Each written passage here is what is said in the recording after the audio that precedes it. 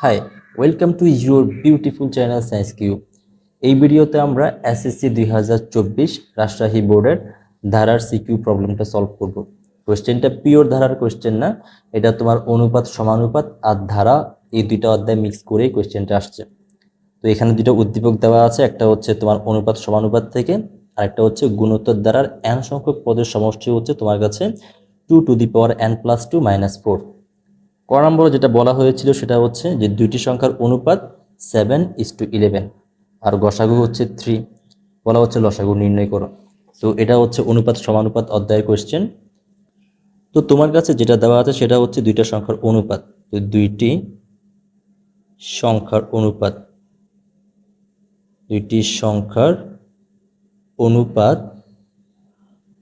এখানে দুইটা সংখ্যার অনুপাত দেওয়া আছে কত? দেওয়া আছে তোমার কাছে এখানে 7:11। এখন আমি যদি বলি যে আমার একটা সংখ্যা হচ্ছে 7x, অপর সংখ্যাটা হচ্ছে 11x, অর্থাৎ একটা সংখ্যা যদি 7x হয় অপর সংখ্যাটি কি হবে? 11x হবে। কেন? কারণ যদি প্রথম সংখ্যাটা 7x হয়, অপর সংখ্যা যদি 11x হয়, এখন তুমি যদি এদিকে কি করে দাও, ভাগ করে দাও, তাহলে x x কাটাকাটি চলে যাবে, বাকি থাকবে এখানে কত? 7/11। আর 7/11 কে আমরা লিখতে পারি না 7:11। অর্থাৎ একটা সংখ্যা যদি 7x হয়, অপর সংখ্যাটা যদি 11x হয়, তাহলেই অনুপাত কত পাওয়া পসিবল? 7:11 পাওয়া পসিবল। তো সুতরাং আমরা বলতে পারি যে একটি সংখ্যা যদি কত হয়? 7x হয়, অপর সংখ্যাটি কত হবে? অপর সংখ্যাটি হবে তোমার 11x। তো এখানে দুইটা সংখ্যা পাইলাম আমরা, একটা হচ্ছে 7x আর একটা হচ্ছে 11x। তাহলে এদের লসাগু কত আর গসাগু কত? যদি প্রথমে গসাগু দেখি, গসাগু, তো গসাগু মানে কি? শুধুমাত্র কমনটা না, যে এখানে কমন যেটা শুধুমাত্র ওইটাই নিব, তাহলে কমন শুধুমাত্র এখানে xই আছে, অতএব গসাগু হচ্ছে এখানে x। যদি জিজ্ঞেস করা হয় লসাগু কত, তাহলে লসাগু, তো লসাগু হচ্ছে কমন যেগুলো থাকবে সেগুলো তো নিব, আনকমন যেগুলো থাকবে সেগুলোও নিব। তাহলে এখানের মধ্যে আমি তো এখানের মধ্যে কমন যেটা এটা x তো নিবই, সাথে 7ও নিব, আর কত নিব? এখানে 11ও নিব। তো সুতরাং আমাদের কাছে গসাগু যেটা আসবে, সরি লসাগু যেটা আসবে সেটা হচ্ছে যে x × 7 × 11। এটা ইজ ইকুয়াল কত আসবে তোমার কাছে? 77x। বাট প্রবলেম হচ্ছে আমাদের কাছে এখানে x এর মান জানা নেই। বাট কোশ্চেনে দেখো, কোশ্চেনে বলা হচ্ছে যে কি, এদের লসাগু যেটা, লসাগু হচ্ছে 3, বাট আমরা লসাগু যেটা পাইছি এটা কত পাইছি? এখানে x পাইছি। তো সুতরাং আমরা বলতে পারি যে x ইজ ইকুয়াল কত? 3। তো যদি এখানে x এর মানটা বসাই দিই তাহলে কত পাবো? এখানে 77 × 3। তো এখানে যেটা আসবে সেটা হচ্ছে 231। তো সুতরাং লসাগু কত? 231। খ নম্বরে কি বলা হয়েছিল? বলা হয়েছিল যে কি, যে প্রমাণ করো p² y - 3px + y = 0। তো এটা অবশ্যই কোনখান থেকে আনতে হবে? এখান থেকে প্রমাণ করতে হবে। তো আমাদের কাছে যেটা উদ্দীপকে দেওয়া আছে সেটা হচ্ছে কি, যে p ইজ ইকুয়াল তোমার কাছে √3x + 2y plus √3x - 2y, তারপর divided by √3x + 2y - √3x - 2y। তো এই টাইপের কোয়েশ্চেনটা দেখো তো যোজন বিয়োজন টাইপ কিনা। কারণ যদি ভালো করে লক্ষ্য করো, এখানে তোমার কাছে 3x + 2y, এখানেও 3x + 2y, তারপর প্লাস, তারপর মাইনাস, তারপর 3x - 2y, 3x - 2y, অর্থাৎ এটা হচ্ছে যোজন বিয়োজন টাইপ। আর বলতে পারো এই ফরম্যাট যেটা দেওয়া আছে সেটা হচ্ছে যোজন বিয়োজন ফরম্যাট। এখন যদি আমরা এটা আনতে যাই, তাহলে আমাদের যেই কাজটা করতে হবে, যোজন বিয়োজন করেই এখানের মধ্যে আসতে হবে। এখন চলো আমরা যোজন বিয়োজন করে দিই। আগে এটা বলো তো, এই পি এর নিচে কত আছে? এখানের মধ্যে পি এর নিচে 1 আছে। আমরা জানি যদি যে কোনো সংখ্যার নিচে কত থাকে? 1 থাকে, সেজন্য আমরা 1টা লিখতে হয় না। চাইলে আমরা 2/1 না লিখে ডিরেক্ট 2 লিখতে পারি। তো এখানে পি এর নিচে কত? পি এর নিচে হচ্ছে 1। আমি একটা কাজ করি, উভয় পাশে যোজন বিয়োজন করে দিই। যদি উভয় পাশে যোজন বিয়োজন করে দিই, আমরা কি পাবো এখানের মধ্যে?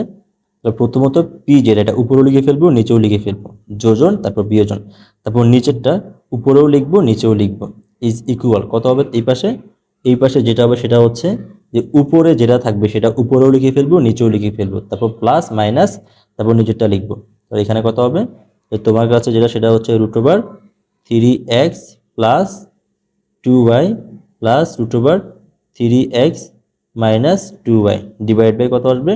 √3x + 2y +√3x - 2y। তাহলে কি কাজ করলাম এখানের মধ্যে, এই যে উপরে যেটা আছে সেটা উপরেও লিখে ফেললাম, নিচেও লিখে ফেললাম। যেহেতু যোজন বিয়োজন করছি তো সেজন্য আগে আমরা যোগ দিব, তারপর মাইনাস দিব, তারপর নিচেরটা লিখে ফেলবো। এই নিচের যেটা আছে সেটা লিখে ফেলবো। নিচে কি দেওয়া আছে এখানের মধ্যে, নিচে দেওয়া আছে তোমার কাছে এখানে √3x প্লাস 2y, তারপর মাইনাস √3x মাইনাস 2y। এখানে একটু ব্রেকেট দিয়ে দিচ্ছি, যদিও এখানে ব্রেকেট না দিলে কোনো প্রবলেম নেই, বাট নিচেরটা দেখো এখানের মধ্যে। তাহলে আমরা কি কাজ করব এখন, এই নিচের যেটা সেটা উপরেও লিখবো, নিচেও লিখে ফেলবো। এখন তো নিচে যদি লিখতে চাই কত পাবো এখানে,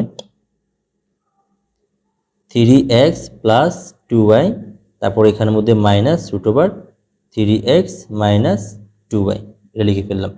এখন দেখো ব্রেকেটটা কেন লিখছি, যদি এই ব্রেকেটটা তুলে দিই তাহলে এই মাইনাসে মাইনাসে কি হয়ে যাবে, প্লাস হয়ে যাবে।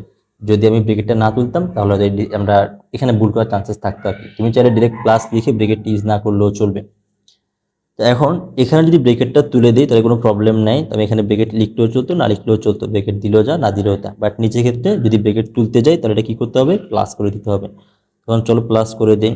তো প্লাস করে দিলে এখানে কত হবে তোমার, যে √3x plus 2y plus √3x minus 2y, তারপর প্লাস √3x প্লাস 2y, তারপর minus √3x minus 2y, divided by কত হবে, √3x plus 2y plus √3x minus 2y minus √3x plus 2y, আর এই মাইনাস মাইনাসে কি হয়ে যাবে, প্লাস হয়ে যাবে। তো প্লাস √3x মাইনাস 2y। এখন দেখো তো কী কী কাটাকাটি যায়। তো তোমার কাছে এখানের মধ্যে এই যে মাইনাস যেটা, এটা তোমার কাছে 3x মাইনাস 2y, এখানে একটা মাইনাস আছে, আর এখানে তোমার কাছে √3x মাইনাস 2y, এখানে একটা প্লাস আছে। অতএব এটা আর এটা কিন্তু কাটাকাটি চলে যায়, উপর শুধুমাত্র এই প্লাস দুইটা থেকে যায়, অর্থাৎ 3x plus 2y 3x plus 2y, তাহলে দুইটা 3x প্লাস 2y থেকে যাবে। আর নিচে কি কাটাকাটি যায় দেখো তো, নিচে কিন্তু এই প্লাসটা কাটাকাটি জায়গা, অর্থাৎ উপরে মাইনাসটা কাটাকাটি যায়, নিচে প্লাসটা কাটাকাটি যায়। তাহলে উপরে কি থেকে যাবে, উপরে থেকে যাবে তোমার কাছে এখানে দুইটা √3x প্লাস 2y, আর নিচে থেকে যাবে তোমার কাছে দুইটা √3x মাইনাস 2y। এখন এই 2 কাটাকাটি চলে গেলে থাকবে কত তোমার কাছে এখানে, তো তোমার কাছে এখানে p প্লাস 1 p মাইনাস 1, তো এখানে p plus 1 divided by p minus 1 is equal, যেটা থাকবে সেটা হচ্ছে √3x plus 2y √3x minus 2y। একটা জিনিস লক্ষ্য করলে দেখবা যে এখানের মধ্যে যে যা প্রমাণটা চাইছে এখানের মধ্যে, ওখানে কিন্তু কোনো রুট নাই। এখন যদি এখান থেকে রুট সরাইতে হয় আমাদের কি করতে হবে, আমাদের বর্গ করতে হবে। বর্গ না করলে তো রুট সরাইতে পারবো না। একটা কাজ করি, আমরা উভয় পাশে বর্গ করে দিই, তাহলে p প্লাস 1 p মাইনাস 1, এই পাশেও বর্গ করে দিলাম, এই পাশেও বর্গ করে দিচ্ছি। এখানের মধ্যে √3x plus 2y divided by √3x minus 2y, এই পাশেও বর্গ করে দিলাম। এখন আমরা একটা জিনিস জানি যে a ডিভাইডেড বাই b যদি হোল স্কয়ার হয় আমরা লিখতে পারি a square divided by b square. এটা একটা সূচকের সূত্র বা বলতে পারো সূচকের ধর্ম। তাহলে বলতে পারি p plus 1 whole square divided by p minus 1 whole square. এই পাশে কত বলতে পারি এখানের মধ্যে, √3x plus 2y whole square divided by √3x minus 2y whole square. এখন দেখো তো এই যে তোমার স্কোয়ার আর রুট কাটাকাটি চলে যাবে, এখানেও স্কোয়ার আর রুট কাটাকাটি চলে যাবে, বাকি থাকবে তোমার কাছে এখানে কত, 3x প্লাস 2y, আর এখানে 3x মাইনাস 2y। তো এখন আমরা যে কাজটা করবো, আবার যোজন বিয়োজন করে দিব। যদি আবার যোজন বিয়োজন করতে যাই তাহলে আমরা যেটা পাবো সেটা হচ্ছে যে p plus 1 whole square divided by p plus 1 whole square, অর্থাৎ উপরে যেটা থাকবে সেটা উপরেও লিখে ফেলবো, নিচেও লিখে ফেলবো। যেহেতু যোজন বিয়োজন করছি তার প্রথমে যোগ, তারপর বিয়োগ, তারপর নিজেরটা লিখবো। p minus 1 whole square p minus 1 whole square is equal কত আসবে এই পাশে, এই পাশে তোমার কাছে এখানের মধ্যে আসবে সেটা হচ্ছে যে কি, যে 3x প্লাস 2y উপরে লিখে ফেলবো।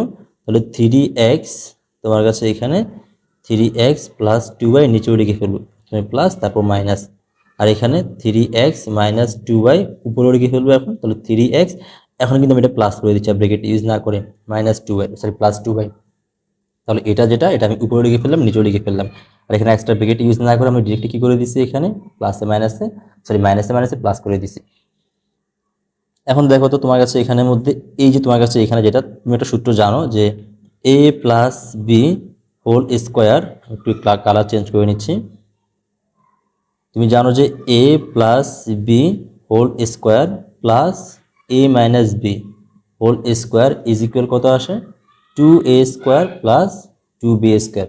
তুমি যদি এখানে সূত্র ফেলে দাও দেখবা যে এখানে প্লাস 2ab কাটাকাটি যাবে, এখানে মাইনাস 2ab কাটাকাটি চলে যাবে, বাকি থাকবে তোমার কাছে দুইটা a স্কোয়ার আর দুইটা b স্কোয়ার থাকবে। তুমি সূত্র ফেলে দেখবা যে তোমার কাছে এটাই আসবে। আবার তুমি আরেকটা সূত্র জানো, ওই মাইনাসের সূত্রটাও তুমি জানো, সেটা হচ্ছে যে কি, যে a plus B whole square minus a minus B whole square is equal কিন্তু 4ab। তুমি এই সূত্রটাও জানো, আমি এই দুটো সূত্র এখানে অ্যাপ্লাই করে দিই। আদারওয়াইজ তোমরা এখানে ডিরেক্ট সূত্র ফেলেও করতে পারো, যে এখানের মধ্যে a plus B whole square সূত্র ফেলে দিবা, আর এখানের মধ্যে a minus B whole square সূত্র ফেলে দিবা, তাও ম্যাথ মিলে যাবে। বাট আমি যেহেতু সূত্র জানি আমি সূত্র অ্যাপ্লাই করে দিচ্ছি। তাহলে কি বলতে পারি এখানের মধ্যে, যে এটা হচ্ছে আমার কাছে a প্লাস বি, যে a plus B whole square plus a minus B whole square. তাহলে বলতে পারি এখানে 2a square minus 2b square, b square মানে এখানে 1 স্কোয়ার। আর নিচে কত আসবে দেখো তো, a plus B whole square minus a minus B whole square, তাহলে 4ab আসবে না, 4 ইন্টু a হচ্ছে এখানে p, b হচ্ছে এখানের মধ্যে 1। আর এই পাশে কত আসে দেখো তো, এখানের মধ্যে তোমার কাছে 3x আর এখানেও 3x, 6টা তোমার কাছে কত আসবে, 3x আসবে। এখানে দুইটা y, এখানে মাইনাস, এগুলো কিন্তু কাটাকাটি চলে যাবে। আবার নিচে কিন্তু তোমার কাছে 3xটা কাটাকাটি চলে যাবে। তাহলে উপরে থাকবে তোমার কাছে এখানের মধ্যে 6x আর নিচে থাকবে 4y। এখন কিন্তু আবার 2 কাটাকাটি যায়, বা বলতে পারো এখানে 2 কাটাকাটি যায়, কাটাকাটি গেলে এখানে তোমার কাছে 3x ডিভাইডেড বাই 2y থাকবে। তো সুতরাং আমরা বলতে পারি এখান থেকে কিন্তু আবার 2 কমন আসে। হ্যাঁ, যদি 2 কমন নিয়ে নেই সেটা হবে কত এখানের মধ্যে, যে 2p স্কোয়ার মাইনাস 1, কারণ 1কে বড় করলে তো 1ই আসবে। আর এখানে কত 4p ইজ ইকুয়াল কত আসবে এখানে 3x ডিভাইডেড বাই 2y। এখন দেখো তো এই 2 কাটাকাটি যায় না, কাটাকাটি গিয়ে তোমার কাছে এখানে নিচে কত থাকবে, নিচে তোমার কাছে যেটা থাকবে সেটা হচ্ছে 2p থাকবে, আর উপরে কত 3x ডিভাইডেড বাই 2y। এখন তুমি চাইলে এখানে 2 কাটাকাটি করে দিতে পারো, 2 কাটাকাটি করে দিলে এখানে কত আসবে, তো এখানে কাটাকাটি করে দিলে তোমার কাছে যেটা আসবে সেটা হচ্ছে P square minus 1 divided by P, এখানে 3x ডিভাইডেড বাই ওয়াই। এখন তুমি আড়াআড়ি গুণ করে দাও, আড়াআড়ি গুণ করে কত আসে দেখো, যদি আড়াআড়ি গুণ করে দেই এখানে কত আসবে, এখানে আসবে তোমার কাছে পি স্কোয়ার মাইনাস 1y আর এখানে 3x পি আসবে। তো সুতরাং কত আসবে এখানের মধ্যে, P square Y minus Y 3xp। এখন একটা কাজ করি, এখানের মধ্যে এই যে 3xp যেটা আছে এটা এই পাশে নিয়ে আসি, তাহলে কত হবে এখন, সেটা হচ্ছে তোমার কাছে যে P square Y minus 3xp minus Y is equal 0। যে কাজটা করছি সেটা হচ্ছে যে কি, যে এটা এই পাশে প্লাস ছিল, এই পাশে আনলে এটা কি হয়ে যাবে, মাইনাস হয়ে যাবে। দেখি তো এটা মিলছে কি না। তো এখন বাই দ্য ওয়ে মিস্টেক হয়ে গেছে না এখানের মধ্যে, পি স্কোয়ার ওয়াই এটা তো ঠিক আছে, বাট আমাদের কিন্তু এটা নেগেটিভ আসছে, দেখো ভালো করে আমাদের কি আসছে এখানের মধ্যে নেগেটিভ আসছে। তো হয়তো কোথাও মিস্টেক করছি, দেখো তো কোথাও মিস্টেক করছি। তো দেখো তো এখানের মধ্যে a plus B whole square plus a minus B whole square সূত্র কি ছিল, 2a স্কোয়ার প্লাস 2b স্কোয়ার না। এখানে দেখো তো a plus B whole square plus a minus B whole square is equal এখানের মধ্যে কত আসবে, 2a স্কোয়ার প্লাস 2b স্কোয়ার। এখানে প্লাস হওয়ার দরকার ছিল না, তো একটু কষ্ট করে এই ধরনের ভুলগুলো অ্যাভয়েড করার ট্রাই করবা। এটা প্লাস হয়ে যাবে, এটাও প্লাস হয়ে যাবে। তো এখন এটাও প্লাস হয়ে যাবে, এটাও প্লাস, তো সুতরাং আড়াআড়ি গুণ করার পর এটাও প্লাস হয়ে যাবে, তো সুতরাং এটা হচ্ছে প্লাস। সুতরাং এখন প্রমাণিত যে এখানের মধ্যে P square Y 3xp plus Y is equal 0 প্রমাণিত। গ নম্বরে বলা হয়েছিল গুণোত্তর ধারাটি নির্ণয় করো। তো এখানে একটি গুণোত্তর দ্বারা প্রথম n সংখ্যক পদের সমষ্টি দেওয়া ছিল এখানে 2n প্লাস 2 মাইনাস 4।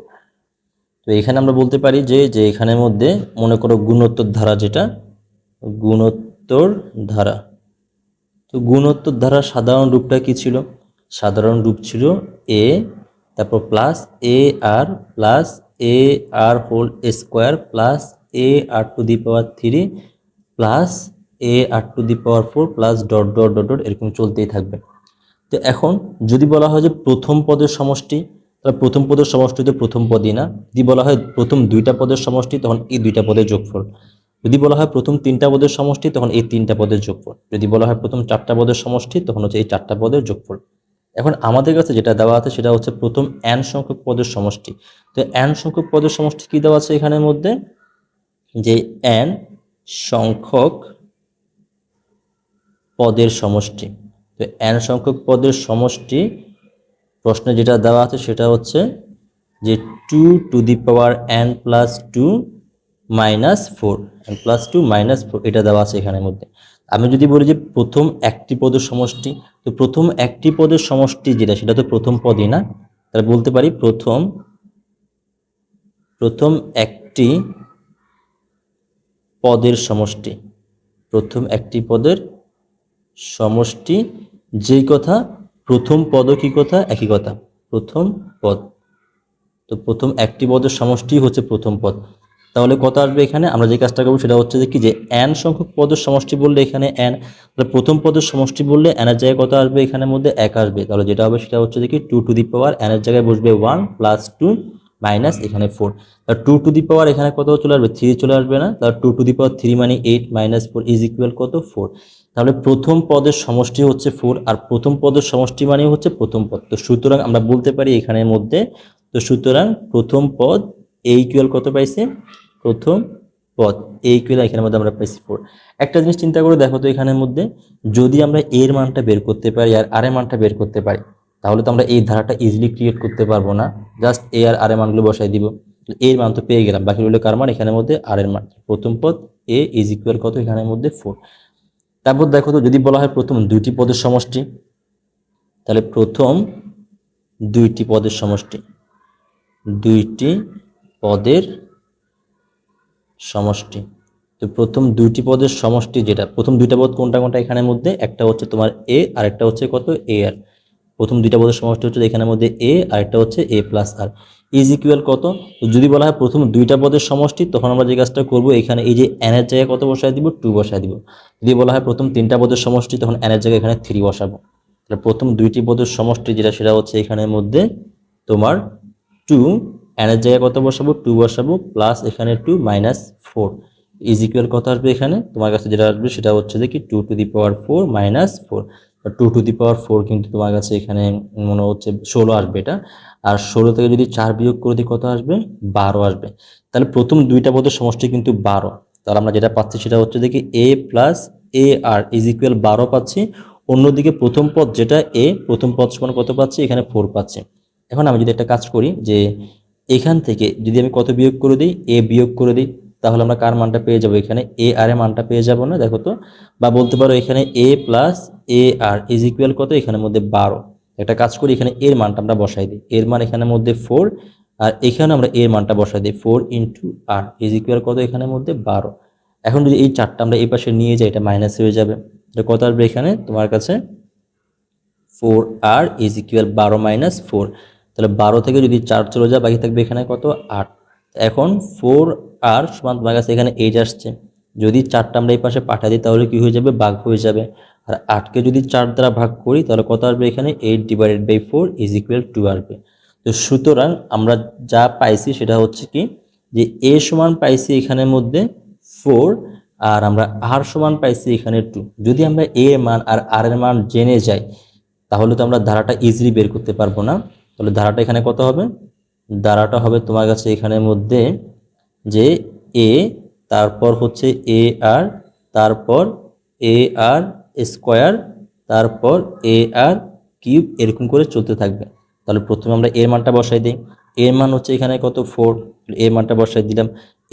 এর মান হচ্ছে 4, আর এর মান হচ্ছে এখানের মধ্যে 2। তাহলে এর মান হচ্ছে 4, আর এর মান এখানে 2, উপর আছে স্কোয়ার। তারপর এর মান এখানের মধ্যে 4, এর মান এখানে 4, আর এর মান এখানে 2, তার উপর এখানের মধ্যে কিউব। তো সুতরাং কত আসবে এখানে, plus dot dot dot dot. তাহলে এখানে 4 প্লাস বলতে পারি এখানে 4 দ্বিগুণে 8, প্লাস এখানে কত আসবে তোমার কাছে, এটা আসবে 4, আর 4 4 16, এখানে আসবে 16, প্লাস এখানে কত আসবে তোমার কাছে, এখানে আসবে 2 two the power 3, R 2 two the power 3 মানে কত আসবে এখানে 8। আর এখানে 8 যদি হয়, তাহলে 4 আর কত, 32। তাই এখানে 32 plus dot dot dot dot এরকম চলতে থাকবে। অতএব এই যে ধারা যেটা, এটাই হচ্ছে তোমার কাছে কি গুণোত্তর নির্ণয় গুণোত্তর ধারা।